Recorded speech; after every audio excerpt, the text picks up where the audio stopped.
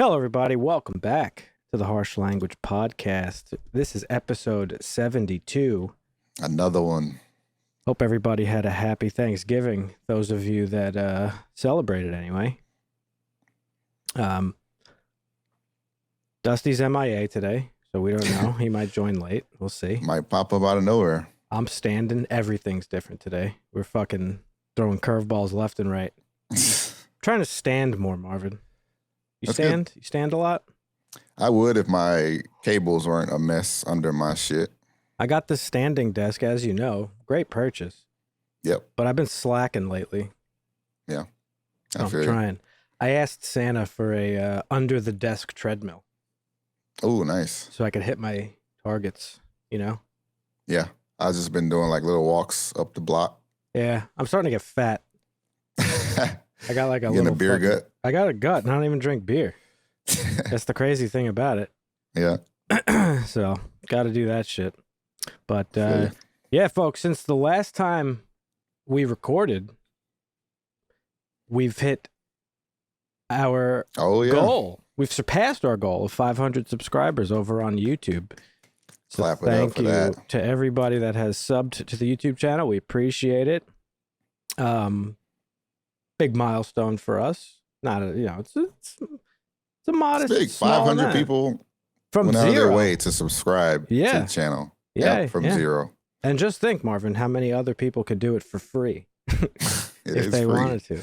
But yeah, no, we really appreciate it, folks. To those of you who have subscribed, if you haven't already, maybe you're coming back every so often, or maybe this is your first time here. If you like what you're watching, consider hitting that sub button, hit that like button. It all helps very, very much. And if feel free to also give us some suggestions, not always. just on stuff to watch, but you know, can we improve the podcast, that sort of thing. Yeah, just don't talk about the graphics. That's all. That's it. Yeah. And, we have a website, harshlanguage.tv. Check that out for all our links. Maybe YouTube's not your thing. We are on Spotify, Apple. You can find all those links website right on the website, as well as some cool merch. Don't feel pressured to get the merch. It's just there for those of you that may feel inclined to do so. It is pretty dope merch, you know. It is pretty dope. Nice, subtle logo, but it, can mean many things for you. So, here we are back again after Thanksgiving. We got this week is Make Marvin Watch Day. Yes, it is. The exciting time of the month. It's great when it's around the holiday because it's usually, if it's holiday related, it gives it more impact, more emotional, whatever, So yeah, I love doing themed, like movie choices. Yeah. This week was Dusty's pick.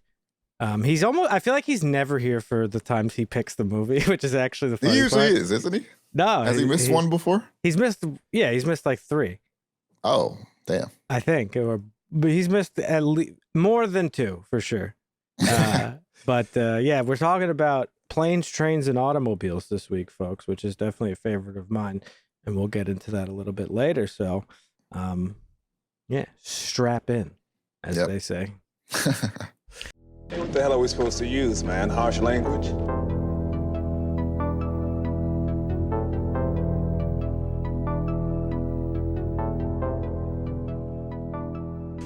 How was your Thanksgiving, Marvin? It was cool. We kept it local this year, so it was very small. It was actually just the 4 of us in the house, so that was cool. Yeah. It was crazy though. We had we almost had an oven fire. Oh no. No fault of anything we did. It was the heating element kind of exploded in a way. The oven? Yeah. That's not good. And it started lighting and going around, and the entire element was going to burn out. Shit. So we had to turn off the power to the oven. Thankfully, most stuff was done. Like the turkey was done. The stuffing was done. Wait, are you saying filament or element? Heating element is what it's called. It's like is it an electric oven or a gas oven? Huh. Okay. Damn. Well, good thing you didn't burn to death. Yeah. That's nice. Yeah. Did you enjoy your meal? Oh, it was great. Yeah. What kind we had to make a couple of things in the air fryer because the oven was broken. So. Ooh, that must have been big for you. That was your moment. Yep. You were born for that I was shit. the hero of the day. Because we had to, well, we fryer. cook the mac and cheese, but then you put it in the oven to like crisp it up. Oh yeah, you bake it. So that's what we did. We had to do. We had to separate a little bit, put it in the air fryer, and save the day. Nice. Also cooked the apple pie in there. We had apple pie, not you air fried apple pie. Yeah. Oh, well, it's just a convection oven, right? So yeah, I guess. All right. Well, that's cool. Shit. I'm glad it worked out and you enjoyed the day. What kind of sides do you do in the Marvin household for Thanksgiving? Mac and cheese, dressing, yams. Are you a stuffing guy, Marvin? Dressing. You mean how do I pronounce it, or no stuffing? Like, what are you talking about? Yeah, they call it dressing. Oh, really? Here, yeah. So back home, we call it stuffing too, but some people call stuffing dressing. It's the same thing. I've never heard that. Yeah, same shit. That's like, I bet you don't know about this. I'm about to drop some knowledge on you. Italians traditionally call sauce gravy. I have heard that. I didn't know that. I don't even do that shit. Nah. I like that. Shit's too confusing. Everything's gravy. Can't be doing that. That's too much sauce. That's funny. Yeah, I went to my cousin's house for Thanksgiving. It was pretty cool. Pretty nice. fun time. Yeah. A lot you of young didn't get sick, so that's good. Did you wear a mask? You masked up? No, I didn't wear a mask. You didn't mask up? Nah, it's over for that, You gotta just take it now when you get gotta just take it on the chin, Yeah. Well, I would hope people wouldn't bring, but most people don't give a fuck when it comes to family, as weird as that is. Yeah, I don't get sick that much though, to be fair. I mean, actually, now that you mention it, I'm gonna have anxiety for a couple of days because there was a couple of college kids there. Oh, yeah, they got all types of variants and shit. Yeah, they brought them college variants, Can't be, now I'm fucked up. You put it in my head now to be worried about it. Yeah. It's funny though. A lot of my coworkers were just sick. I'm like, yep, that's what happens. Yeah. Around the holidays, you just fuck around them kids. Mm-hmm. Last year, my Christmas was ruined. That's when I thought I got COVID or I had something. I was fucked up last year. Yeah. I get sick like once a year. But the 3 years of the pandemic, I did not get sick. That's probably because people were more mindful of staying away from one another, putting masks on and stuff. Right. I don't know. We'll see what happens. But it was funny because my cousin, whose house we went to, her oldest kid is in college. It's her last year of college. And she came with her boyfriend. And then her youngest kid, he's a teen. He's like 16. And then there was another cousin who's like 15 or 14. So a lot of Gen Zers there. Yeah. This year. Was everyone looking at TikTok the entire time? Or were you actually interacting? No, they were interacting, but I was actually talking to all the fucking Gen Zers about gaming. Ooh. And let me tell you what, they were like freaking out about this new Fortnite update. It's like, oh God. Apparently it's like OG Fortnite. They went back to like the first season of the game being out, like all the same. So they were talking about like nostalgia. They were like, man, that game was like so crucial when we were growing up. It's like, you're still 5 growing years up. ago? Yeah, bro. Like, what are you talking about? You're fucking... Or not even that long? You haven't even fucking like hatched yet, dude. Like, what? That is hilarious. Nostalgia. Yeah. You don't even know what nostalgia is. Yeah. And then they were talking about Call of Duty, and I was like, the college kid, her boyfriend was like, oh man, it reminds me of fucking Call of Duty lobbies or something. I don't remember what he was talking about. I was like, you don't even fucking know about Call of Duty lobbies, bitch. I was born in the fires of fucking Modern Warfare 2 lobbies, COD 4 lobbies on Xbox, N-words galore, all sorts of crazy shit. You don't even know. Yep. Gotta be different for that. Oh man, that shit was crazy. We were built diff, Marvin. That's just what it is, you know? Yeah, it was different for sure. Forged in the flames of like the OG voice chat. That's right. So they were like talking about Fortnite, and they were asking me what I play. I was like, oh, I play Escape from Tarkov, and they weren't super familiar with it. And then I was talking about Civ, and they didn't really know about that. Shocker. Yeah. I think Dead by Daylight's pretty big with the Gen Zers as well, but not probably. I can see that. Talk about it. Yeah. What are you playing these days, Marvin? I am playing Nickelodeon All-Star Brawl 2. That's like Nickelodeon Smash. I saw you on that on Steam. I was going to ask you. That's fun as fuck. You back into that? Yeah. Well, the new one just came out recently. They put out another game? Yeah. Didn't that just come out like a year ago? Yeah, it's maybe 2 years or 3 years at this point. But yeah, the second one, it basically makes the first one feel like a beta, which is not really good. Yeah, a lot of people were burnt from the first one. I remember I feel like you were like, yeah, the first one's good, but not really great. Yeah, exactly that. It felt like a beta, especially after playing the second one where the characters all have the voice acting, the animations are fleshed out. There's more than just like a versus mode. There's like an actual campaign. There's the first one didn't have any of that. It was literally just versus. Right. No voice acting, which is crazy. So this one's good? Yeah, this one's great, but it's gonna be hard for it to blow up because, like I said, people are so off put from the first one. Are fighting games like you got burned? Popular? If you get burned from a game, it's like, oh man, I don't want to. Like if they came out with like a Hunt 2 or something for us, like we probably would try it, but as far as like the game blowing up, it would be like hard. Totally. Well, the first one didn't even blow up, so yeah. Yeah, exactly. I would play Hunt in a heartbeat though. That game was great. Yeah, I love that game. I mean, it still is good. It's just, for me anyway, personally, aside from, some of the changes they've made to it, Tarkov ruined, I told you this, it has like ruined video games for me, period. Yeah. Yep. But that's okay. New wipe next month. I'm ready to go, baby. Oh, nice. Yeah. Already. Are they doing it faster now? This particular one was a short wipe. It's only a couple months. Oh, nice. I've also been playing Texas Chainsaw Massacre.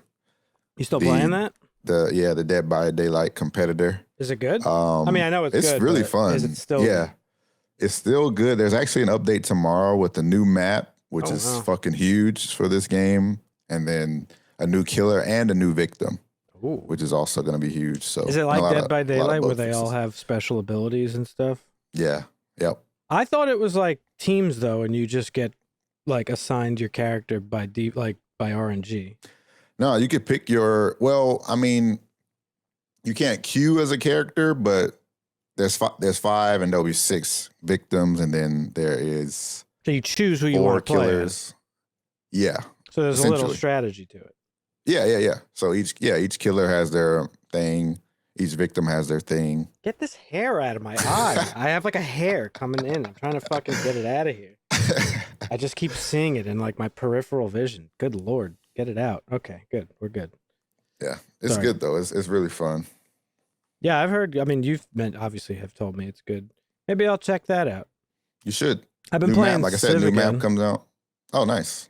Got back on the Civ grind. They fucked me. They put out like a whole bunch of new civilizations like a couple months back. I think like the August patch or something. Mm-hmm. And I played as every one of them to try them out.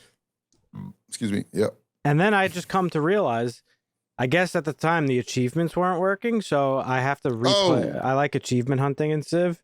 Yeah. So now I've been going back and playing all those guys to get the achievements.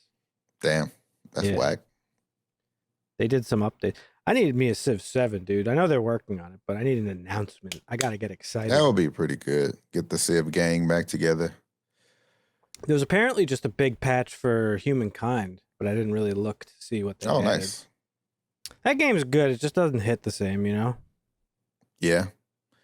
That game the pacing is off somewhere. Yeah, and I feel like everything in that game happens passively. Everything's passive, yeah. So it's a little bit weird because, I don't know. It's not the same as Civ. Civ is better. Civ is a better game, just period. Yeah.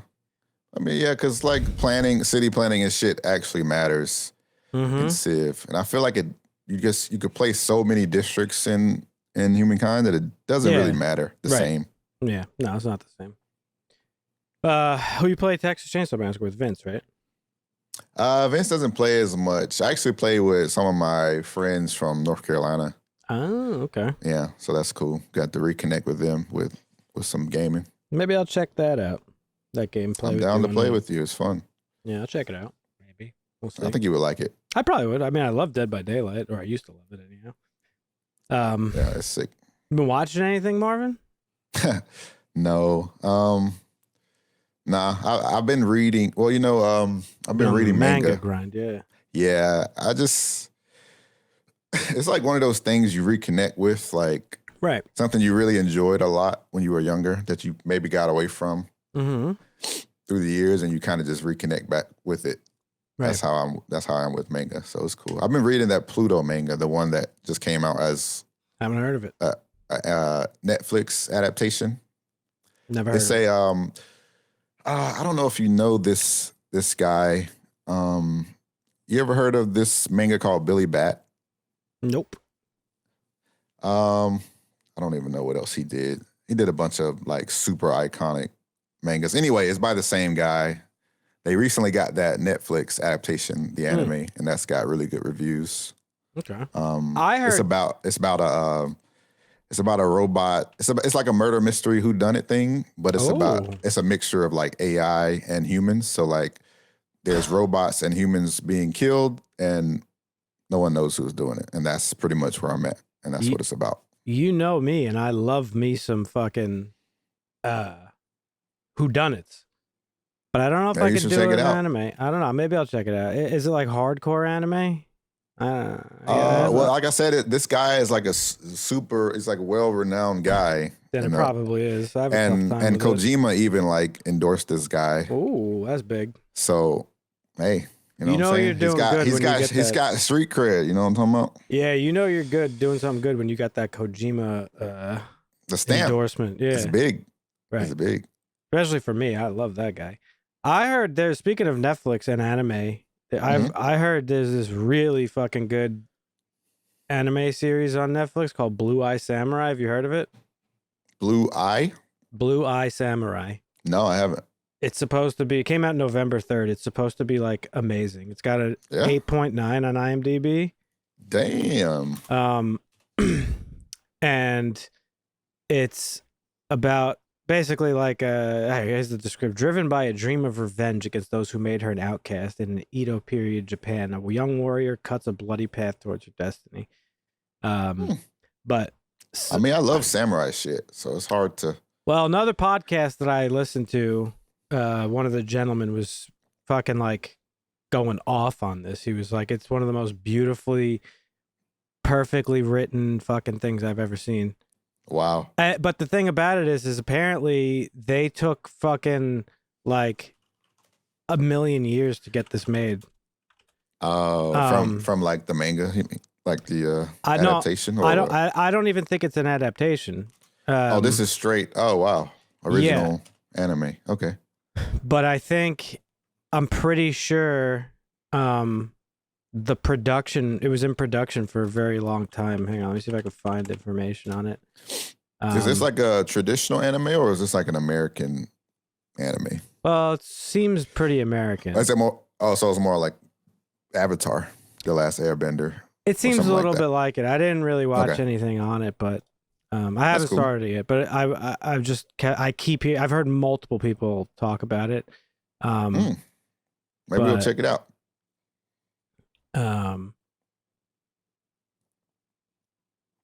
Hang on a second. I'm reading something right here. Yeah, it's got some great reviews. Yeah, I don't know 100%, so I could be talking out of my ass, but I can't find anything that says it. But apparently it took them like a lot of years to develop it. More time than like the typical show or miniseries gets when picked up like by a company like Netflix or something like that. Right. So people are just saying like it really shows. And even if you just look at screenshots of it, it looks great. Like this is the type of anime. Yeah, animation style is very important to me. Like, and I don't know, I haven't really enjoyed like quote unquote modern animation styles for a very long time. So yeah, I've been looking forward to checking this out. I got a bunch of stuff on my backlog that I gotta watch. This art style looks a lot like the League of Legends animation thing. I never watched that either. I wonder if it's the same people doing the animation. Maybe. It actually looks just like that. Really? It's crazy, Well, the reason I'm excited for it is because one of the writers on it, one of the main he's one of the creators and one of the lead writers. Michael Green is his name. Okay. And he has written Logan, which is Some would say one of the best comic book movies ever made. He wrote Blade Runner 2049, which is fantastic. And he is also attached to the I forget which movie he was attached to now. He got hired to do one of the Marvel movies. Remember we talked about it?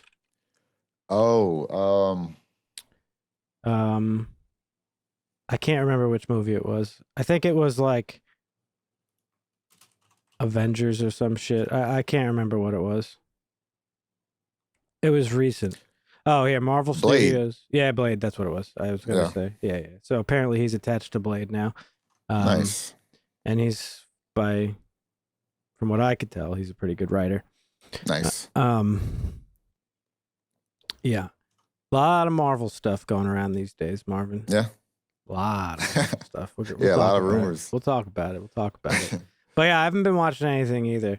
I think just about the only thing I've watched since the last time we recorded was Home Alone, which I watched with a friend of mine. The original? A couple days ago. Yeah. Which is a funny coincidence because, she was talking about wanting to watch a holiday movie. And I was like, well, Home Alone's a good one. That is a good one. But Home Alone was also written by John Hughes, who wrote the movie we're reviewing today, Planes, Trains, and Automobiles. And when we got done watching, it was like, did you like? She's like, oh, it was cute, but I don't know, it was okay. Like, I probably wouldn't watch it ever again, but it was cute. Wow. She enjoyed it. But then we started talking about like John Hughes stuff, and she's like, I hate all his stuff. Like, she's like, I don't know what it is about like 80s things, but wow, I don't know. I was going to use that. All his stuff?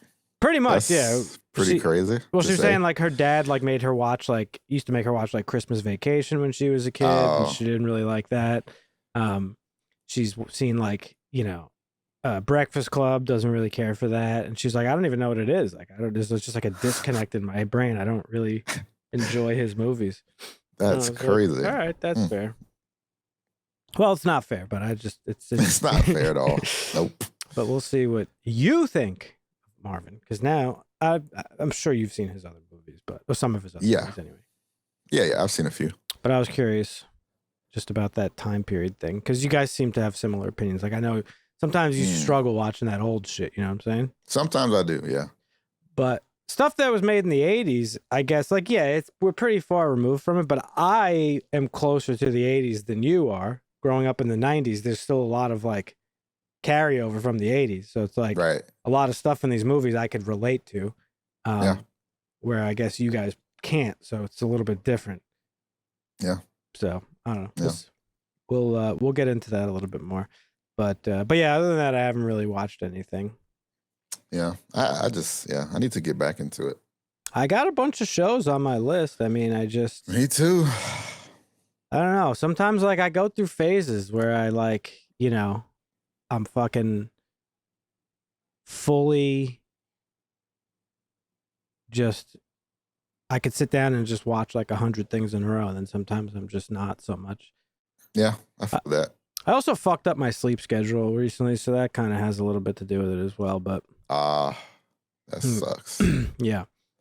Like you're staying up too late, or what do you mean? Yeah, I was staying up like like going to bed at like 1 p.m. type of shit. Oh my God. For like a couple days straight. And then like a couple days before Thanksgiving, I was like, all right, I gotta fix this shit because there's no way I'm gonna be able to go to Thanksgiving. So then I stayed up like all day at one point and ended up going to bed. I ended up like just passing away at like 9 p.m. Passing away. Yeah. You shouldn't say it that way. Well, I know, but that's how it felt. I was just like, I just physically couldn't do it anymore. I ended up falling asleep at like 10 p.m. and then I woke up at like 6 a.m. So the couple days before Thanksgiving, I was trying to like push that a little bit. Yeah. Now I'm at the point where like I'm starting to get tired around now. That's why I'm standing. I'm trying to give myself a little bit of fucking energy. Yeah. But going for walks has helped me with getting sleepy. Yeah. By like 1 or 2 a.m. now, the last couple of days, I'm just like at my desk fucking like dozing off and shit. It's not good. Yeah. Not good. Yep. But yeah, so we don't have much news to cover today because our intrepid reporter Dusty is MIA. Shouts out to Dusty. Yeah, wherever he may be. Maybe pour one out for him. Who knows? I don't know if he's doing all right. So I don't really have any like news to talk about, but I do have a couple. Same. There's been some casting stuff that came out. Can't remember if we talked about it last week, but since the actors' strike ended, like, you know, the floodgates have opened up. Did we talk about the casting, the Superman casting stuff last week?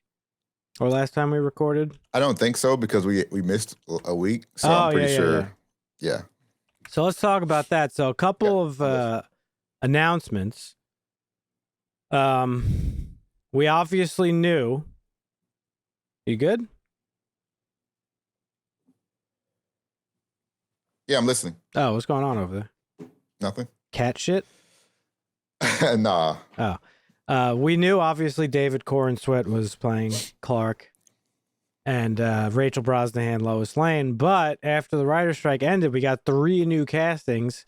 Nicholas Hoult as Lex Luthor, which was the rumor because he had apparently showed up to like... Which I don't like still, like I said. Yeah, I don't understand. I'm gonna need you to explain that a little bit. Sorry, I'm shaking the shit out of my I told you, camera. he's literally not built for being Lex in my eyes. But Lex isn't big. Yeah, but he's got like... Is that what you mean by built? Like physical? Yeah, well, physical. His shape is off. Every Lex I've seen has like, I don't know, they have a certain build. Well, listen, Lex is like a fucking narcissistic billionaire. Yes. And all I can think about is Nicholas Hoult in The Menu. Yes. And the way he was in that movie, I think he could pull off a really good Lex. I don't think it matters what he looks like, to be honest. All you gotta do is shave the motherfucker's head. I mean, you watched... Okay, so you watched the Donner Superman for the podcast. I mean, do you think fucking Gene Hackman fit the bill of what Lex Luthor looks like in your head? Yeah. Really? He at least looks more like a dad. I think Lex Luthor has to look like a dad, at least. That's the bare minimum. You think he needs to be an older gentleman? No, not necessarily older. He's got to have a thick neck. Thick neck, okay. Well, we'll see what happens, I guess. I think he's going to be good. I really do. Holt is just a little too skinny. He is a little bit skinny, but that's all I'm saying. It's movie magic. I ain't never seen a skinny Lex. You know, it's so funny. I hate getting on board with these Snyder freaks, but I was laughing the other day because they've been posting. You know, they're all upset about the fact that Henry Cavill got canned as Superman, right? Yeah. And they obviously they're not understanding that, you know, the dude is almost 50. He's going to, like... This is obviously a long-term plan for these movies. You're not going to do a universe without fucking Superman in it for a long period of time. Right. Can't have your actor being 60 years old. You just can't. So anyhow, David Corenswet looks a lot like Henry Cavill. True. But the truth of the matter is just that Henry Cavill and David Corenswet look like Superman. Yeah. Is really what it is. So all these Snyder freaks on Twitter are like, well, why would you fucking fire Henry Cavill and then hire like this Walmart version of him? And they're not understanding. It's like they just both look like Superman. That's why they were both cast as Superman, is because they look the way he looks in the comic books. Yep. Well, anyhow, there's this picture going around of Corenswet training now to get in shape. And he literally, like, if you do like a quick glance, it looks like Henry Cavill. Like, it's pretty funny. Oh, he's getting ripped too. He's getting ripped too, yeah. But they got him on them. They got him on them PEDs, bro. Oh yeah. He's getting built. Gotta beef him up. So yeah, we got Nicholas Hoult as Lex, and then Skylar Gisondo was announced as Jimmy Olsen, which might be one of the best casting, I think, of all time. Skylar Gisondo. Yeah, he was in. I don't know if you watched it, but he was in Santa Clarita Diet, which was a show on Netflix that was really good. He played like the neighbor who had a crush on the daughter. Oh, remember he was the one that was like the brains kind of. He was the one who like knew about all the zombie shit. Right. Yeah. Okay. He's also most recently been in the Gemstones, the Righteous Gemstones, the show that I keep talking about on HBO. That's right. Yeah. And he's really good in that. He's just, I think, in what I've seen him in, he's a very good actor, but he looks like fucking Jimmy Olsen from the comic books, which is... Oh, that's good. Yeah, that's fire. So that's good. And then Sarah Sampow, I'm not sure if I'm pronouncing that right. She got cast as, oh man, I can't remember the character's name.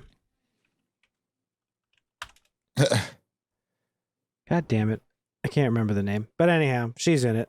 So there you go. Nice. 3 new castings. That's big. Yeah. I need Where are a they fucking... at in the process of other things with that, I don't know. that movie? Don't know. No news there. I mean, I think they're in pre-production. I don't know if they started shooting yet. Oh, okay. I need a trailer, though. Quick. Okay. When is, I don't even know when we get a trailer. Late 2024 or something? Nah, I feel like they're going to want to drop one like ASAP, maybe. I mean, they got to get... When is it set to release? I forgot. 2025, I think. Oh, okay. They gotta build some excitement because DC is in shambles. everything's in shambles, really. But yeah, Everything's yeah. you know, it's crazy. I was going to talk. Dusty usually talks about like profits and stuff. The Yeah. Marvels that recently came out, I told you I had watched it, Yep. and it was like I thought it was pretty all right, but it's on pace to be like not just like the worst performing movie ever in the MCU, but like one of the worst performing movies like ever. Oh my God. Apparently. That's crazy. So yeah, let's see here. MCU box office drama ignores the Marvels breaking one important record. I'm pretty sure it's going to be like, it's going on to be like one of the worst performing movies like ever. But that's insane. But the funny thing was, everybody was like talking about its shitty opening. Like that was like, you know, oh, see, fucking everybody's sick of Marvel, like the fucking comic book fatigue, this, that, and the other thing. But even still, despite having such a bad opening, it was still the #1 movie that weekend. So it's just an industry thing, I think. Yeah. I think it really is about like, yeah, for sure there's a lot of factors. People are like mid fatigue, comic book fatigue, this, that, and that thing, which I'm starting to not really believe. I think it's just like, who the fuck can afford going to the movies, paying $25 for a fucking ticket? It's just crazy. Yeah, it is crazy. And then you popcorn and soda or water or whatever, fucking little treats and snacks. It's like a fucking $100 night by the time all is said and done. Yeah. So I think that's really what is at the core of it. I think you're right. Combination. That's just like everything is so expensive. Yep. You know? Yep. But yeah, I don't know. You know, because think of it this way, right? I don't believe the comic book movie fatigue. I really don't. Because people don't say that about horror movies. Nobody's out here being like, there's horror movie fatigue. Oh man, another one? Yeah, that's not. And you get like, there's like at least 10 horror movies a year consistently. And most of the time, they're not that good. Yeah. Like, true. You know me, I'm a horror movie guy. But they still go see them. I watch almost every horror movie fucking there is when it comes out. But they don't perform great, and nobody's like, oh, there's horror movie fatigue. No, everybody just accepts the fact that, like, you get a certain amount of horror movies, and there's a little bit of a niche. Has Marvel been, like, performing? No, because you know what? They came out of the gate fucking, like, crazy, like, changing the dynamic of, like, Hollywood and all this shit, and now they've kind of, like, you know, they hit a little speed bump. People are, like, freaking out. They don't even know how to talk about it anymore. But I thought that was interesting. Yeah. Speaking of which, Marvin, talking about horror movies, well, you and I record when we reviewed Scream 4 or 5. I don't remember. Was it 5, 4, 5? 6. No, it was 5. I think. I don't remember. Is it 5? Oh yeah, because 6 is like just happening. Yeah. Okay. But apparently everybody's getting fired. The main character, the older sister, she got fired because they didn't care for her comments about the Israel-Palestine thing.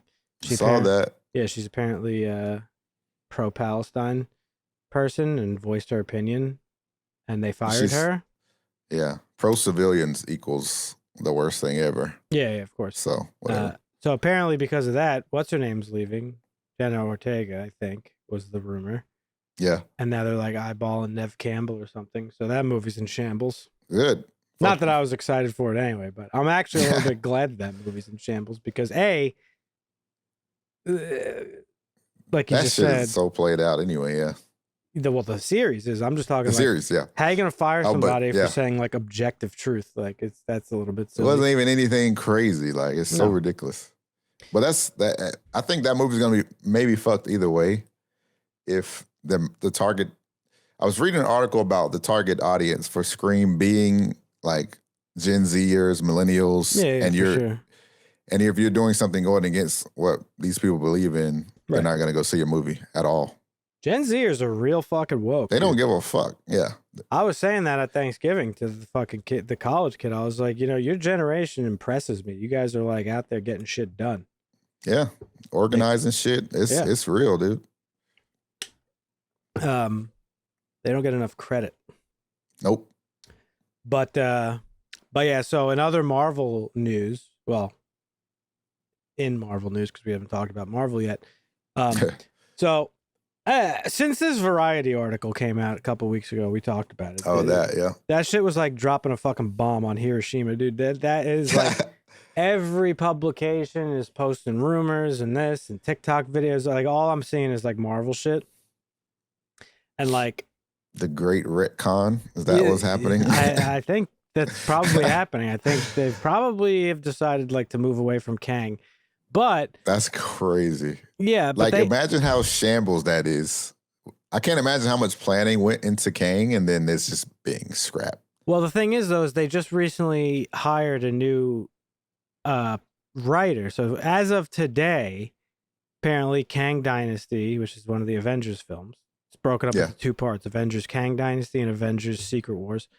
Yeah, they hired the creator of Loki, the Loki series, Michael Waldron. So apparently he's going to be coming on board to tackle those movies. So maybe they're not pivoting away from Kang. Maybe. Or maybe we'll see. Yeah, I don't know. Maybe it just won't go as long as they plan. Maybe they're just taking the short route. But they're still going to try to close out the phase. Yeah, or they will. Yeah, I don't know what they're going to do, but they just announced this hiring because also Destin Daniel Cretton, who directed the Shang-Chi movie, he was set to direct that movie, Kang Dynasty. He exited the movie.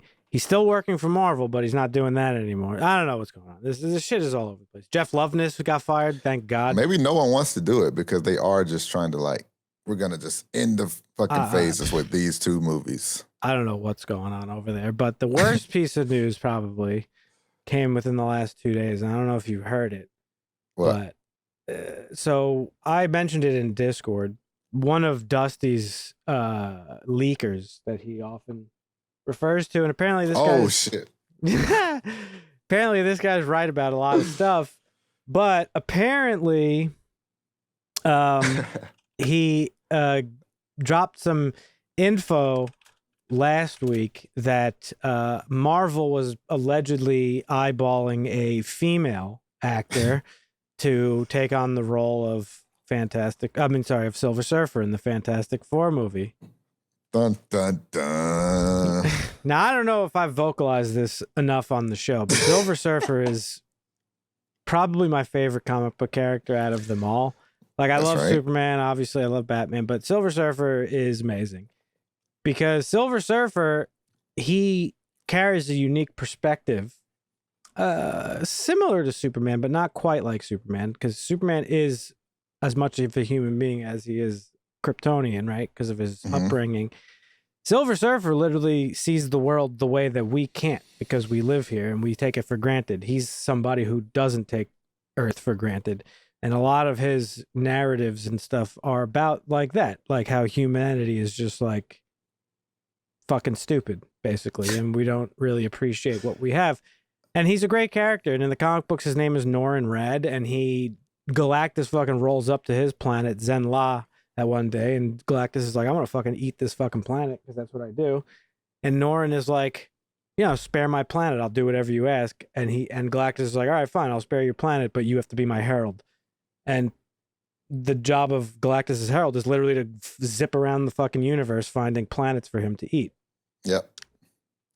And Galactus isn't really a villain. That's another cool thing about Galactus is like, yeah, he's a villain, but he's not like evil. He doesn't have malicious intent. He is just a being and that needs to be satiated, right? Like, right. You know what I mean? It's like we don't fucking, how often do, aside from vegans, most people don't really like consider the animals that they're fucking eating. Just the way he wouldn't. Just happens to be a planet with, a civilization on it. So anyway, I love fucking Norrin Rad. He's a great character. And now they want to fucking gender swap his ass. And I'm over here like, listen, I try real hard. You know me. I'm progressive as fuck for anybody watching or listening that doesn't know. I'm as woke as they come. So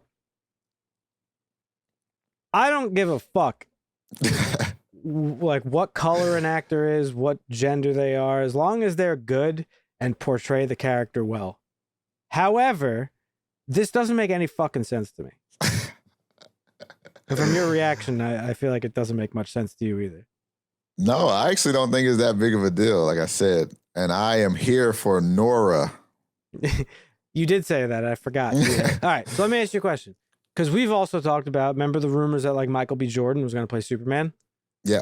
You didn't like that. You were like, that's fucking stupid.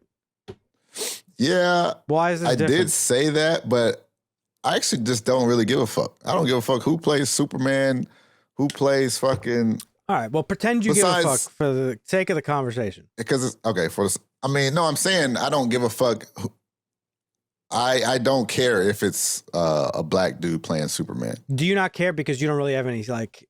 there's no stakes for it for you because you're not, like, a fan of them? Or just because, like, you don't think it really matters to the character? I don't think it actually matters to the character. Honestly, it doesn't. So I'm going back on what I said before when I said I cared. I don't care as far as meaning that I support there being a black Superman. You do? Yes. All right. Well. Because what about Superman makes him a white character? Why would he need to be a white character? He wouldn't. Any race of any person could do what Superman does. That is 100% true. But as a black person, don't you find it insulting that they would be like, hey, black community, here's Superman. Be Superman. Yes. Doesn't that seem like just a fuck you? Like all right, now shut up. Get out of here and shut up. No. Really? No. I don't think so. Like, I can't speak for it because I have white privilege, so I can't. No, I mean, you can still speak to it. I would prefer there to be an original black superhero. That's what I'm trying to say. Well, I mean, I can't speak to it because I don't know what it would feel like to be like, oh, wow, Superman's black. That's pretty sick. No, I mean, that would be sick because that's never happened before. So like, I think that would be sick. I remember when the casting for Ariel and the Little Mermaid was shown, like there was videos going around of like, little black girls and shit, like freaking out. Which is sick because it's like, oh, wow, we see ourselves in this character that's larger than life. That's awesome. But I just don't, like, why take a character that is like 86 years old? Because it's to pander. Like, that's the thing. It's not like, wait, we think Michael B. Jordan's a great actor. So, like, that's not why they're doing it. And that's the thing that bothers me. It's like, don't insult my fucking intelligence. It's like it's like when Pepsi puts out their like Unity fucking commercials and shit. Like when George Floyd died, there were all these fucking companies were like jumping on the bandwagon. It's like, they don't give a fuck. They're just doing it to sell their product.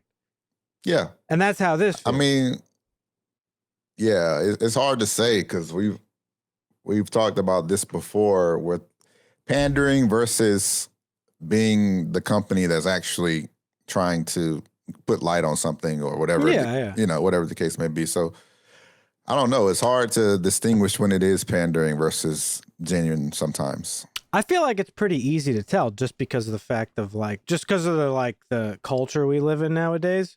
Yeah. Seems like it's all pandering, to be honest. That's fair. Yeah. Like, You know is what it I mean? pandering or is it marketing or is it like, you know what I mean? Like, I guess that's another argument. I legitimately don't know how to feel about it, and I'm being honest because Yeah. I'm a huge supporter. There were rumors like a while back that like, or maybe just fan casting that like Denzel should play Magneto, and I was like, oh wow, that'd be fucking dope. That would be sick. Yeah. And Ed and I kind of argued about it. Shout out to Ed a little bit. Because, wait, maybe not shout out. Why is he arguing about it? Well, he's Cuban. He's a minority. He's allowed to have this opinion. But he. Oh, okay. Got it. I forgot about that rule. No. He's like, oh, it's stupid to gender swap and like race swap. It's just he just thinks it's dumb because like, and I'm like the same thing. Like the character exists, right? Like they've existed. There's no reason to change it. But him and I were going back and forth. I was like, Denzel's a fucking awesome actor. Obviously, he's a fucking great actor. He would be a great Magneto. Yeah. And Ed was like, it's stupid. Just, whatever. Keep it accurate to the... Ed comes from more of a place of comic book accuracy. He's like a fucking diehard purist comic book fan. So he wants like accuracy above all else. He also like, he hates how the fucking MCU treated the Hulk, hates how that like Thor became like the comic relief. Like, so he's like a purist. He wants accuracy. So that's like that's fair. That's largely where he comes from. I do too a little bit. But again, I'm having this issue where I'm conflicted. I'm like, yeah, Denzel would be an awesome Magneto. So how could I at the same time support that, but not like a black Superman? And I don't really understand why that is. Because honestly, to answer your question, what about Superman is white? Nothing. Nothing, yeah. But Magneto, ingrained into his character is being white because he's Jewish, right? He's Jewish who lost his family in the Holocaust. Right. That is like inherently a white experience. Yeah. So I don't know why I have no issue with that and the other. Although I think it would be kind of neat to update the character a little bit and maybe have something to do with the civil rights era and stuff like that. I can see that. You can make it work because X-Men is a civil rights story, so it's the same thing. Yep. But yeah, I don't know. This Silver Surfer thing is really bugging me. I'm just like, it's just so that came out, and now yesterday the rumor deepened, and apparently they're eyeing Anya Taylor-Joy to play the character. Wait, now, Anya from Game of Thrones, yeah. Wait. I gotta look her up. Anya Taylor-Joy. Oh, now again, she wasn't in Game of Thrones. I thought she was. Nah. Oh no, you're right. I get her confused all the time with the other chick. Anyhow, so she been in a lot of the the Northmen and shit like that. Mm-hmm. Yeah. Great actor, as you've seen. You've watched the Northmen. You've seen The Menu. She's a great actor. Probably one of the best working. And if you look at this picture of her on Google, she looks otherworldly. That's what I was thinking. She's got them fucking cheekbones. If they make her silver, she's got it. That's Nora, baby. Like I could see her in the role, but I'm like, why are they gonna do it? Because you just know it's some fucking dude named fucking Dennis in an office somewhere being like, what if we made Silver Surfer a woman? And it's like for no reason. That's the thing. Yeah. You give me... Everyone's clapping at the fucking conference table. Oh my God. Right. Dennis, you're getting a fucking holy $450 million raise. Yeah. I don't know, man. I don't know. Like, I get it doesn't really matter in the long run. Really, all that matters is that the character, the essence of the character is maintained. Yes. But I just feel like, right? I think Spider-Man's a great example of this. It's like, why make Peter Parker black or Spanish or Mexican or whatever the fuck? Yeah. Just make another character who also has spider powers. Boom, Miles Morales. Yep. I feel like, again, the reason I said I can't speak on it is because I'm a white guy, so I don't know how it would affect me, but I feel like if I was the same person, just a different race, I would feel better if there was an original character rather than just like this. It just feels like a handout. I think that's okay. I mean, I get what you're saying, and I agree from the adult of the perspective of being an adult. I feel like though, for the sake of let's say young black we're gonna comic get book some fans, good shorts out of this. Let me tell you what. For the sake of young black comic book fans, I feel like it is more impactful for the character to be black. Like it's the same thing like when a young girl maybe saw the first black Barbie doll or the first black baby doll or whatever the case may be. Yeah. I think that's more impactful. I don't know. I feel like if a kid's idol is Superman and if they're black, whatever, if they see a black Superman, I think that's more impactful than seeing another black hero that they may not be a super fan of. As far as like, that's fair. That's a fair point. And I really don't know. I don't even know if comic books are. I don't even know if kids are reading comic books in like today's day. Anyway, I really don't know. I think it's mostly just adults. Probably waned a little bit. I think it's mostly maybe just adults anyway. So, well, now let me hit you with. I don't think it's maybe even that big of a deal. Let me hit you with the anti-woke opinion on this, right? All these anti-woke folks, they'll sit here and be like, how would you feel if a white guy played Martin Luther King? Which is a dumb fucking take, but that's way different. Yeah, it's so different. But yeah, or what if a white guy played T'Challa, the Black Panther? That's still different because the history of the character is the character from fucking this whatever place in Africa. African is the fucking core of the character, right? It's not always like I said, it's not like Superman or even Batman, possibly where. Well, Batman, I think I could argue. Just because maybe Bruce Wayne comes from a place of privilege. Yeah, I mean, you could come from a black billionaire family. No, you could, but I mean, that's less likely. It's less likely, but I think the percentage-wise, I think the privilege of Bruce Wayne.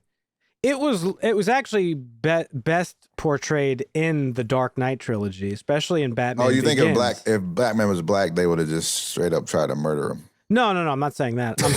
I'm saying that like his get that motherfucker. Yeah, fucking lynch him, get him out of here.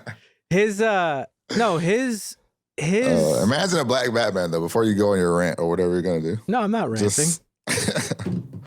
I think that would be pretty tight. It would. I wouldn't mind it. But no, what I'm saying is like Idris Elba back Batman. What'd you say? Idris Elba. Batman. Idris Elba would be fucking dope. Woo! We basically saw Idris Elba as Batman in fucking Luther. Without the yeah.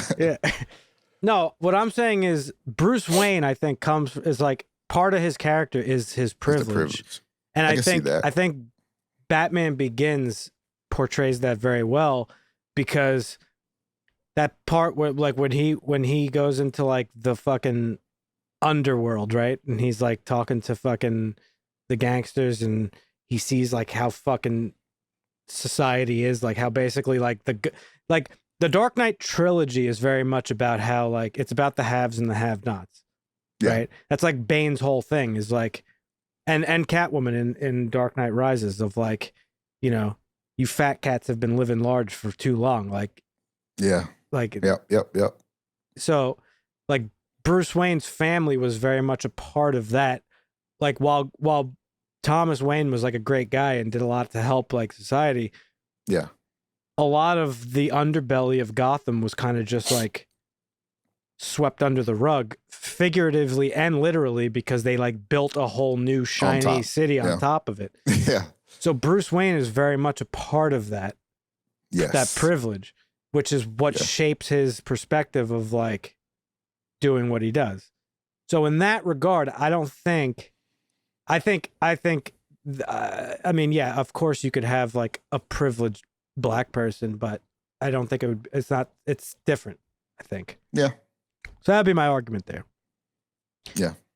But I just don't understand like what I need, like maybe I need therapy or something to just get to the bottom of it. Like, why do I not think, I just don't think they should do it. That's basically simple as that. I just like, it's like, why? If you give me one good reason why, then I'll be on board with it. Other than the fact that it's like, there's a good actor, but there's tons of good actors. That doesn't mean they should play every fucking character. I'm also a bit of a purist. Like, I don't know. What if Silver Surfer if it was just a black dude, you wouldn't care? No, it doesn't matter. Or a different race dude. No, Because it's still a dude. No, I was actually hoping it was going to be fucking what's his name, fucking Morpheus. Oh shit. He's got the Silver Surfer voice, dude. He's got the voice, but his physique might be lacking. But the thing is, this is all probably first of all, who knows if this is going to happen? This is just rumor. Also, but you said the rumors are deepening there. Well, right, but also in Fantastic Four: Rise of the Silver Surfer, the first movie way back that was terrible, it was Morpheus doing the voice. Mm-hmm. But he did the voice. The body was some fucking random actor. Duncan so you're saying just do Jones, the same thing? Yeah. Well, they That's might fire. be doing the same thing. Maybe they're just getting Anya Taylor-Joy to do like the physical manifestation of the character with a male voice actor. Oh, that would be fire. Yeah. There's a lot of stuff that we don't know about. You know, this is just somebody being like, "Oh, a woman's gonna play Silver Surfer." So I don't know. That gets clicks and stuff. So I'm not freaking out over it. I just think it's like if you're gonna make it a whole new character, then it's not the Silver Surfer. You know what I mean? That's what it boils down to. You know, in my opinion. But yeah. So there's that. Also, in just terms of like Marvel. With this being a thing and Pedro Pascal being a rumor. Oh, yeah. I don't really agree with they're going after like these like super fucking high profile fucking actors. I think it's a big mistake. Talked about this about Pedro. It's like, I don't really, it seems lazy to me, you know? That's true. I mean, it's hard for me to remember like way back when Marvel first started, but like none of the main people were like huge actors. Chris Evans wasn't really that big of a deal. Robert Downey Jr. had made a name for himself just because he was like an 80s heartthrob and then had like his turbulent, drug use that was publicized all the time. But beyond that, he wasn't like a huge actor the way he is now. Right. So it was Marvel that really like propelled these actors into like the superstardom stratosphere. And I feel like that's a better approach than going out and getting like just the top actors that you could get. Anyhow, I don't know. That's my thoughts on it. So we disagree then. You think it doesn't matter who plays who? You don't give a fuck. As long as they do the job good. Yeah. Okay. But I don't have as much of an attachment, so. Yeah, I mean, part of me wants to be like, well, the attachment shouldn't matter, but I feel like that's a little bit dismissive. Yep. You know, because I understand, like, I want to see the thing that I love be done accurately. You know what I mean? Yeah. But it's kind of like the Ninja Turtles, right? We talked about it when we reviewed that movie, that like I was thrown off by the voices at first just because it's not what I was used to. But after a bit, I got used to it. And I'm sure that would be the same thing with this. It's just like, whatever. It's like, is it the character? Especially if they do a good job. Yeah. So they have to do a good job, obviously. I don't know. That's kind of where I'm at with it. So, yeah. But that's all the stuff that I really had going on the radar this week in terms of nice news and stuff. I'm sure Dusty would have had more for us, but may he rest in peace. So yeah, I guess let's get on to the topic of the day. Yes. It is Make Marvin Watch Day, folks. Once a month, either Dusty or I, we alternate. We take turns picking a movie that Marvin hasn't seen and we think he should. This month was Dusty's pick. And he decided to go with a holiday-themed film, not just any holiday, but Thanksgiving. Yep. And he chose Planes, Trains, and Automobiles. So good. This is a John Hughes classic for many, many reasons, but most notably because of the performances and the camaraderie between the two stars of the film, John Candy and Steve Martin. So yeah, let's get into that. So yeah, this is the story of our boy Neal Page, who is I think he's in marketing or some shit, or insurance or something. I forget what they say. Marketing is what they say, yeah. And he's here in New York for like a business trip, and he's trying to get home for for Thanksgiving. You get the impression that he's on the road a lot. Yep. And he's trying to make it home. He has some cab troubles, misses his flight, all sorts of crazy shit. And he by chance runs into the very man that made him miss the flight to begin with, or not miss the flight, but well, kind of. Yes, Mr. Del Griffith, played by John Candy, and you know, they have like very opposite personalities, which is what makes this movie funny. But basically, the whole plot of the film is they're both trying to get back to Chicago in time for the holidays. And through a series of wild and crazy events, they have no choice but to kind of like team up and travel together. They're missing flights. They're taking cabs and buses and all sorts of shit together. But the heartbeat of the film is the fact that like Del, played by John Candy, is like this really sort of like he's a lot to deal with, and he's like really fucking just irritating our boy Neal, and it makes for some quite funny stuff. So what'd you think, Marvin? It was great. I really enjoyed this. Yeah? I feel like this is is this like the only Thanksgiving movie in history? Like, why haven't I seen many Thanksgiving movies? It's one of the few. And honestly, this movie's become quite a tradition for a lot of people to watch around this time of year, myself included.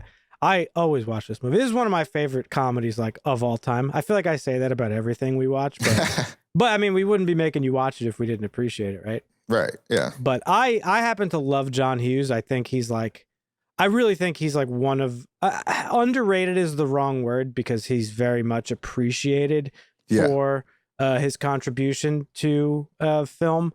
But I don't think he's appreciated in the way that I think he should be. I really believe in terms of like the movies that he's written, especially in that like brief period of time, I think he deserves to be like considered up there alongside like Steven Spielberg and fucking Martin Scorsese stuff. Like, they're obviously directors. He's more of a writer, but still, I think. Right. Oh man, I would put his movies up in that category. Like, if you think of all like of the biggest comedies of the '80s, like this motherfucker wrote it. He had a part in it. It's fucking crazy how many movies he wrote. And most of his big movies were written in the span of like 3 years. Wow. Maybe less. It's actually insane. Yeah. And, you know, most of his films were sort of like about like the teenage high school experience. Right. You know, 16 Candles, Breakfast Club, Weird Science, Pretty in Pink, Ferris Bueller, Some Kind of Wonderful. Planes, Trains, and Automobiles was really his first non-teenage related film. That was a big deal. Like before all those high school movies, he wrote Mr. Mom, which is that movie with Michael Keaton. Mm-hmm. But the bulk of his work was about like the teen experience, and this was kind of like he didn't want to be pigeonholed as like a maker of only like teen movies. So this was him branching out not only into a different genre of film, but also into directing, because he directed this movie as well. Oh, okay. Yeah, most of his movies were not directed by him. But you know, I mean, obviously it was a hit, and he had worked with John Candy before. I believe, was it before this or after this? Actually, I need to check myself. Thinking of Uncle Buck. Uncle Buck came after this, so this would actually mark his first time working with John Candy, as far as I could tell. Oh, your mic is going out or something. Can you hear me? It's like it's like a metal rattling or something happening. Is it better? Yeah, it's good. Might have been because my desk was shaking. Okay. Yeah. So, this was his like his transition into a different genre of film. And that's bold. I love that. It is bold, you know. It is bold. Yeah. But yeah. So now is this? I know we made you watch The Jerk. So is this your second time watching Steve Martin? Yes, actually, yeah. It is. Yeah. He's very different. Outside of, well, I did see him in Bringing Down the House or something. I told you, but yeah. Well, it's a very different movie for him too, especially in that time period, because as you could see in The Jerk, his brand of comedy was more of like a physical one. Yeah. But there's way more acting involved in this. Yeah. But apparently there was like, they were very hard to work with on the set of this movie. Really? Apparently him and John Candy got along so great that they did like a lot of ad-libbing and like fucking around and stuff that it, sometimes made it hard to work together. But a lot of this movie was ad-libbed between the two of them. Notably, wow. I listened to just a quick little, like, Steve Martin was doing like a podcast with Martin Short for this most recent season of Only Murders in the Building. And he was asked about working with John Candy. I don't know if you know, but John Candy is dead. I was just looking at that. He was 54 years old. Yeah, he died young. Crazy. But he was asked about working with John Candy, and he was like, yeah, we ad-libbed like the shit out of that movie. And the scene when they were in the hotel together, and he's like talking about his hands between two pillows, and he's like, those aren't pillows. God. Like that was like ad-libbed and stuff like that. Jesus. But yeah, there's amazing. There's so many like iconic scenes in this movie. One of which was picked up by Family Guy. And it's the scene at the end of that motel scene when like Neal like shits on Del, and then Del's like, "You want to hurt me? You could hurt me. I like me. My wife likes me." That was done by Peter. Does it to Lois in Family Guy. Ah, that's funny. I need to watch that scene. And it's really good.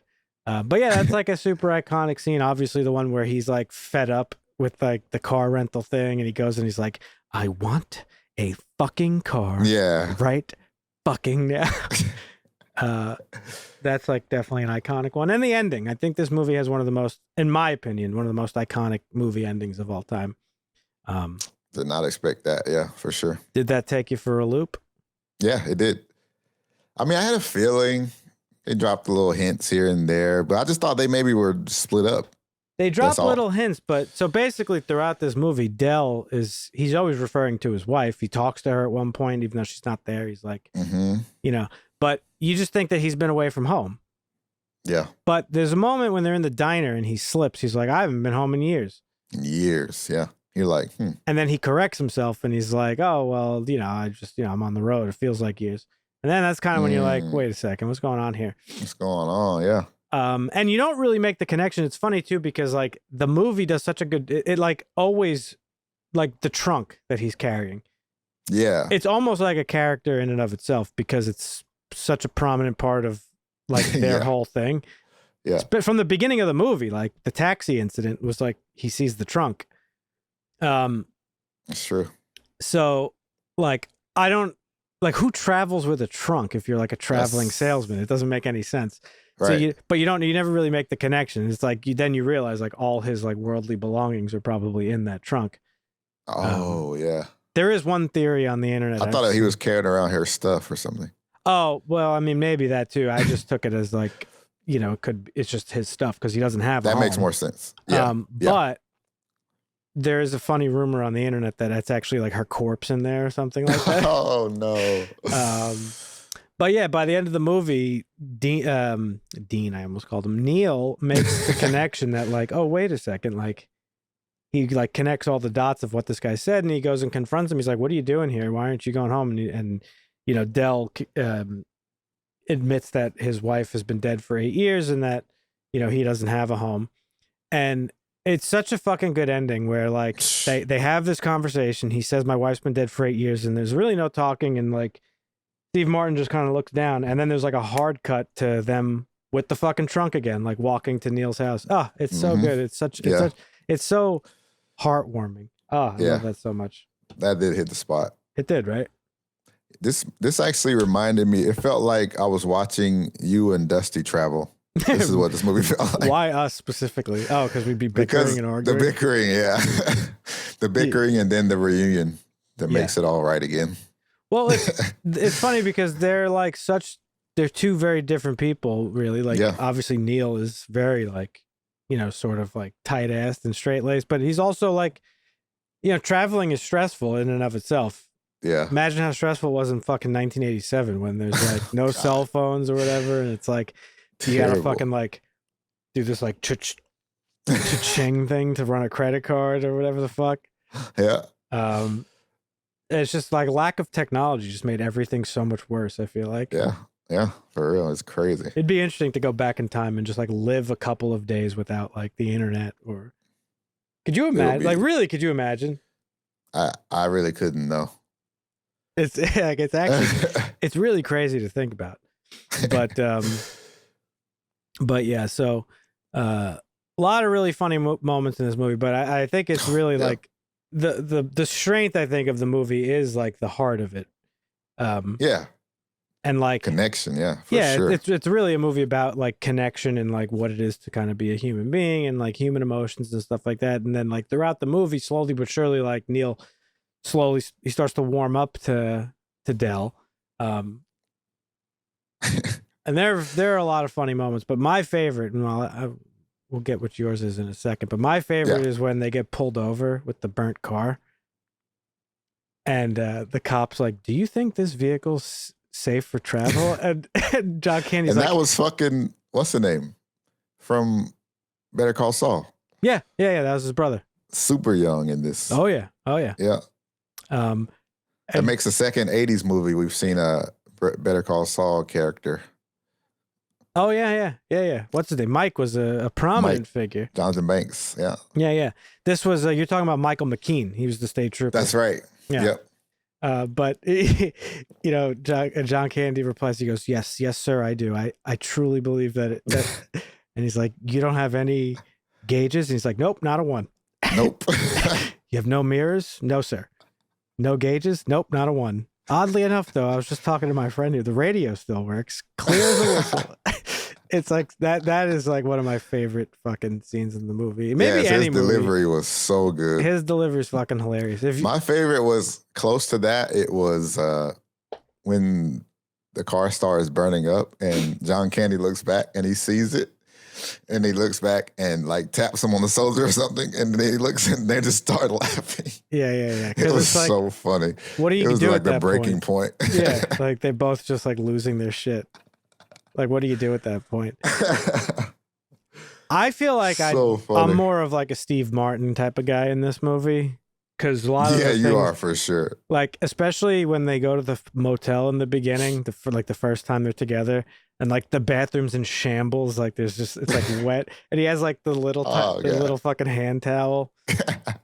Such a fucking funny movie, man. And it's like really them two, like it's their chemistry that like really, really, really makes this movie. Yeah, that might be like tied actually. That first time they get into the motel and they're like, they notice that it's one bed and they're like, "Hey, you want to take a shower?" It's like, "Oh no way, I could never." John Candy really so funny. Have you seen any other movies with John Candy, or is this the only one you've seen? Wasn't he in Home Alone or something? Like maybe a small part in that. Yeah, he's the one that drives the mom home. He was the fucking whatever band that she beats at the airport. Yeah, he was he has a lot of small roles in a lot of movies like that, but he's been in some bangers like that he started. I need to watch him because he is fucking funny. Yeah. So Uncle Buck is another John Hughes movie that's very, very funny. Okay. With Macaulay Culkin. Oh, okay. And but some of my favorites, there's another one called The Great Outdoors, which is very funny. It's about him and his family. They go like stay in a cabin in the woods. Yeah. Very funny movie. Oh, I've seen Delirious. I love Delirious. Yeah. One of my favorites is Summer Rental. It's him and his family. They get like a beach house for the summer. Very good movie. But yeah, I think this is like notably and like widely recognized as like maybe both of their best films. Like, they've both have done like such good stuff, but this one is for sure a standout. And also same goes for like John Hughes, which seems silly to say since he has like so many fucking good movies. Yeah. But I feel like the majority of people would say like Yeah, this is probably his best one.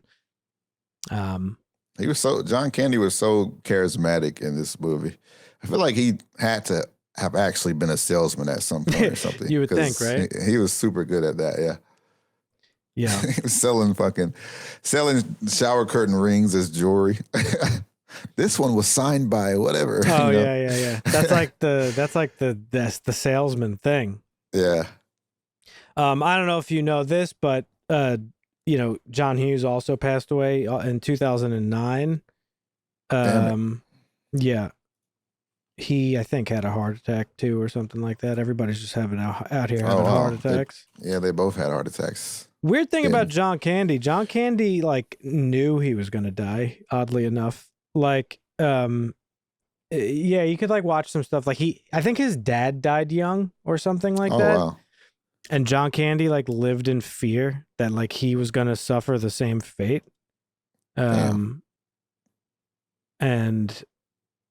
I'm pretty sure it was almost like a self-fulfilling prophecy almost. But he actually died in his sleep. He was 43. He was actually filming a movie called Wagons East, and then they had to use a body double and some special effects to sort of finish filming it. But he was always overweight, and he would binge eat a lot to deal with depression and shit like that. Damn. There was points where he weighed over 300 pounds. So, wow. that is obviously a risk factor. Yeah. His father died prematurely. So I think he was always kind of scared of that.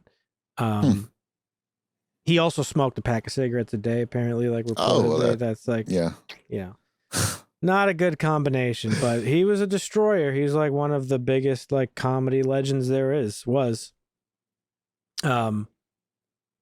Apparently he lost over 100 pounds over a summer while preparing for a role. I think this one, if I'm not mistaken. Oh.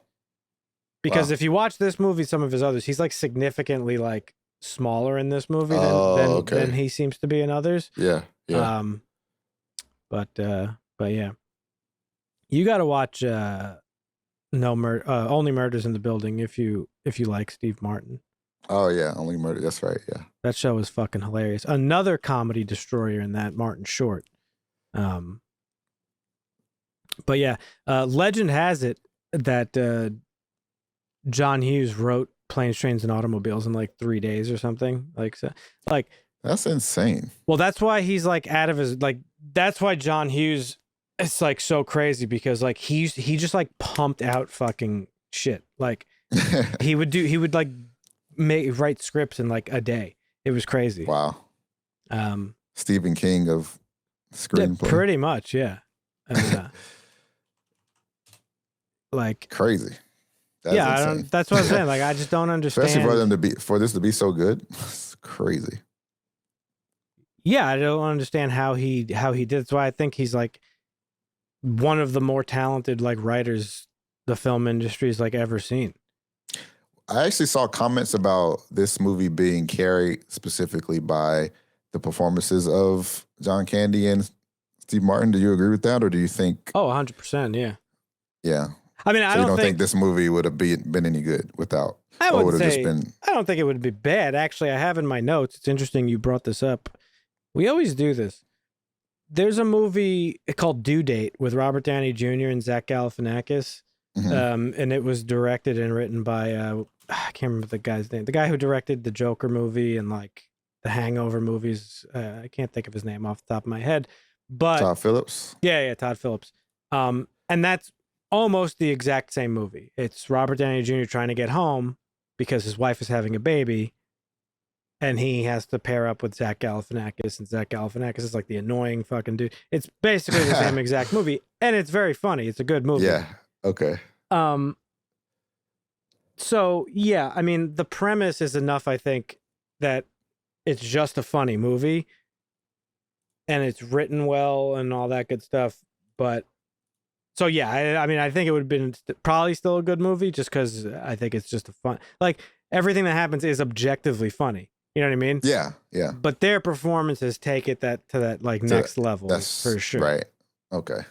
But the strength of John Hughes, in my opinion, is he writes like very relatable characters in all his movies, and he has like there's a lot of heart in his films as well, right? Like this isn't really just a straight comedy. It is, but then like we said at the end, like it's like wow, really fucking heartwarming, and it's just and it ties the comedy into it because an element of the movie that a comedic element of the film the whole time was the trunk, then is transitioned into like a type of moment. Yeah, you know what I mean? Yeah. So I think that's like I think that's like a real. I think the movie would have still been good without them too. It's just their performances like really really elevated it. But yeah, I'm glad you liked it. What? Did you recognize Neal's wife? I mean, I've seen her before, but I don't know if I'm. You've seen The Boys, right? Yeah. She's I love The Boys. The Lieutenant Mallory chick.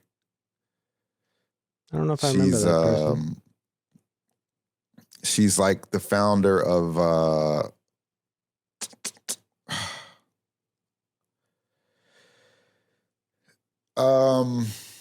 what's the main guy's name? Not Huey, but the other Butcher or whatever. Butcher. Oh, right. Yeah. She was like Butcher's like CO. Yeah. Yes, that's her.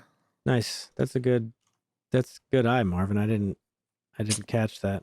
Got a little something, I told you I recognize faces, not names. That's true. Yeah.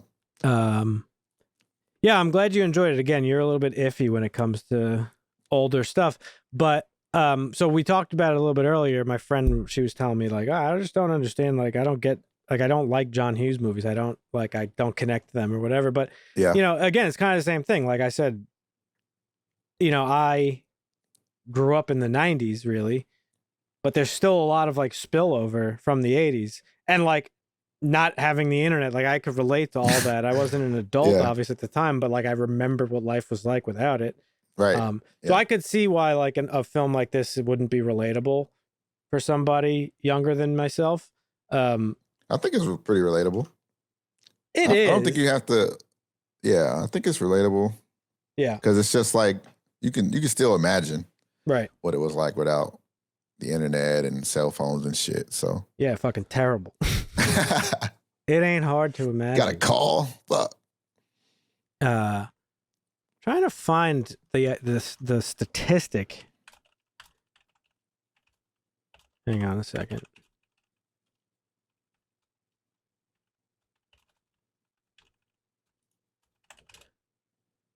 I'm trying to find it. There we go. So this was the thing. I don't think there's like an exact statistic for it. There probably is if you looked for it, but so John Hughes, most of his like most beloved movies were written in just 2 or 3 days. Again, according to reports, like each one of them he just wrote in like 3 days. And he said it, he used to say it a lot. Like he talked about it. Again, who knows if it's true or not. Yeah. But like because of that, like all these movies were written in like a span of like a couple of years.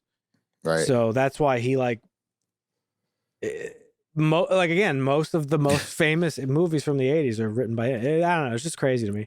Like, I don't know.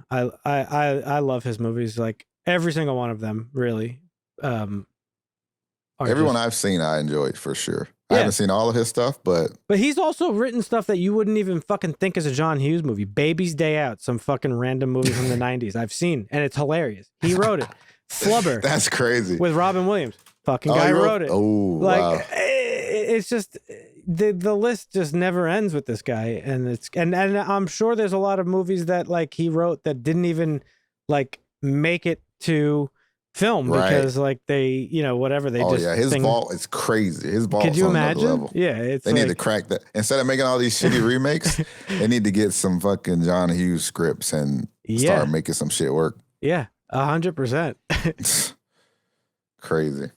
Fuck. But yeah, what else? What else do you want to talk about with this movie? Anything else you want to say about it?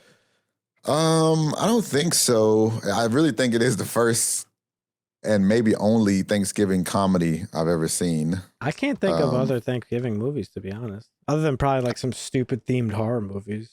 I wonder if they had like a whole thing about should we make this Thanksgiving or Christmas? Like if that was a discussion at the probably not. He wrote it in 3 days. Apparently, table. He probably didn't even think about it. No, there was no board table back then. That's fair, right? That was him smoking his cigarettes. This is all organic, fucking Yeah, no dentist involved in this one. That's right. So yeah. Apparently, the original rough cut of this was 3.5 hours. I'd like to see the cut of that. Well, but because that would be crazy. So Steve Martin said that because like it was a lot of it was because of their ad-libbing. Like they shot so much that they ended up with like a 4-hour cut or whatever. It's funny. This movie is rated R because of that one scene. The fuck scene, yeah. Yeah. He said that, or Steve Martin said in that interview that I was listening to was that like, they would shoot something and then afterwards he would be like, all right, so what are we cutting? And John Hughes was like, what do you mean? We're not cutting anything. Like that was great. So like, we're keeping it all. Yeah. That's amazing. But, yeah, I mean, and this guy, like, obviously his movies like permeate history now and like inspire so many things. And we talk about Marvel all the time here, like Spider-Man Homecoming, the movie that you still haven't fucking watched, is like straight up a fucking John Hughes movie just with Spider-Man. And it's amazing. Oh shit. Very, very, very like Ferris Bueller's Day Off ish. Oh, that's fire. Okay. Type of movie. Yeah. But yeah. So Planes, Trains, and Automobiles, a classic, amazing. One of the best holiday movies, if not the best holiday movie in general, period, I think. It's got a 7.6 on IMDb. Oh, wow. I would give it an 8. I'd give it an 8. It's like, definitely deserving of an 8, I think. It doesn't get much better than this, really, honestly. Like, this is the perfect movie, really, I think. I think it is. The only thing that would have made it better, possibly, was it being Christmas. Nah. But I think Thanksgiving is fine. Christmas is overdone. That's the thing. But everyone loves Christmas. Some people consider this, they'll watch this at Christmas, too. Yeah, I watch this all the time, but I think it's, I really do think that I'm actually going to bump it up. I'm going to give it like a, really, I would give this a 10, to be honest. Damn, a 10. Yeah, I really would, honestly. That's the first 10? No, I've given Halloween a 10. I've given plenty of 10s. You didn't give Halloween a 10, did you? I sure did. I don't remember that. I thought you gave it like a 9. All right. No, I've given it a 10, but listen, I do. For me, it's a 10 out of 10. But if being a little bit more objective, it's probably like an 8. I think it's a solid 8. Yeah, I mean, from like a filmmaking perspective, you could probably rip this movie apart if you wanted. Well, cinematography and this is. It's like, who cares about all that? It's like arguably one of the best comedies of the '80s, if not the best. Like it doesn't get funnier than John Candy. He's a legend for a reason. Steve Martin's a legend for a reason. Yep. And they're in the fucking movie together. Like, what doesn't get much better than that? Great duo. So you're hitting it with the 8 too, Marvin? Yeah, I'm hitting it with the 8. I love a good, what is this, like a buddy comedy? Is that what this is called? Yeah, I guess you can call that a buddy comedy for sure. Yeah, I love this movie. Definitely could watch this again around holidays for sure. This is the perfect movie to watch again, like over and over again. I've seen it obviously countless times at this point, but perfect movie because you don't got to really like think about it. It's easy to memorize like all the fucking like big beats of the film that are like really exciting, Yep. So, love it. It Yep. really the mix of heart and humor is what really does it for me. Yep. And you don't get that in a lot of movies anymore, really. I mean, I sound like an old, like, oh, back in my day, but you really don't. Like, a lot of comedies nowadays are like very like one direction, you know? Right. Yeah. Sometimes they try to have like heart and stuff in it, but they're not written good enough to do it successfully. This movie does it successfully because like you as an audience member, along with Neal, like start to warm up to Del. Yeah. And like, you know, that's why I just, the ending is like so effective. I actually think it's one of the best endings in like movie history from my perspective. Just Right. that like hard cut to them walking with the trunk. It's like, it's so brilliant. It's so brilliant. And then the movie just ends. Like, they don't make a big deal about the fact that he's like home with him or he visited. It's just like, nice to meet you. And he just kind of like looks at them like, you know, missing his wife, and the movie ends. Right. Yep. So good. So good. It's beautiful. Yep. Glad you liked it, Marvin. I wonder what Dusty's seen it before though. So. Oh yeah, for sure. I wonder what his rating would have been. We got to make sure we ask him. Yeah, I wonder. Next time he's around. But yeah, let us know what you think, folks, in the comments about planes, trains, and automobiles. I can't imagine I can't imagine anybody's got anything bad to say about this movie. Could you imagine somebody being like, fuck that movie? Like, who would not like this movie? That would be crazy. Yeah, it's like an that impossible. person has got to be a psychopath. You know, there's somebody on fucking IMDb that's like, this movie's woke. Shit's overrated. Here's a 4 out of 10. Let's give this a little. Shit. Yeah, well, might as well. Not the John Hughes I was used to. As sort of a Johnny-come-lately to the John Hughes film catalog, I've been steadily trying to work my way through his movies. Some I've considered my all-time favorites, Home Alone, Breakfast Club, while others, Uncle Buck and 16 Candles, I didn't really connect with. But the common theme in all of them was suburban family life. Planes, Trains, and Automobiles takes a much different approach. However, in that it is more of a straightforward road trip comedy. Unfortunately, the humor and attempts at emotion did not win me over. Wow. Obviously, the primary hook is 90 minutes of Candy and Martin together, two comedy legends without a doubt. But I didn't think they were used to full advantage here. I wanted to see more of Candy's physical comedy. It is difficult for me to take him seriously in any capacity, and more of Martin's rage. His profane scene with the rental car agent might have elicited the biggest laugh of the whole picture for me. Well, that's the strength of the movie. The fucking thing wasn't even that funny to me, though. No, it wasn't. That scene wasn't even that funny. So. But this person's saying the opposite of what I like about this movie. I think what the vast majority of people like about this movie is that it takes the things that you expect. It's not what you would expect from John Candy and Steve Martin. It gives them heart and soul, and like not just like comedians being funny. Right. So, yeah, I don't know. Fuck this person and their stupid opinion. Terrible opinion. Yeah. Whoever you are. Let us know what your opinion is. Leave us a comment. Let us know what you think of Planes, Trains, and Automobiles. I'm sure you guys like it. Everybody loves this movie. Like, this fucking dude's miserable. And misery loves company, so they got to share their fucking misery on IMDb. That's right. Yeah. Yeah, folks, be sure to leave a like on the video. Subscribe if you have not done so already. Only if you like us, though. Don't do it just to placate me. Remember, you can check out our website, harshlanguage.tv. Got some merch on there, all of our important links. And we'll be back next week.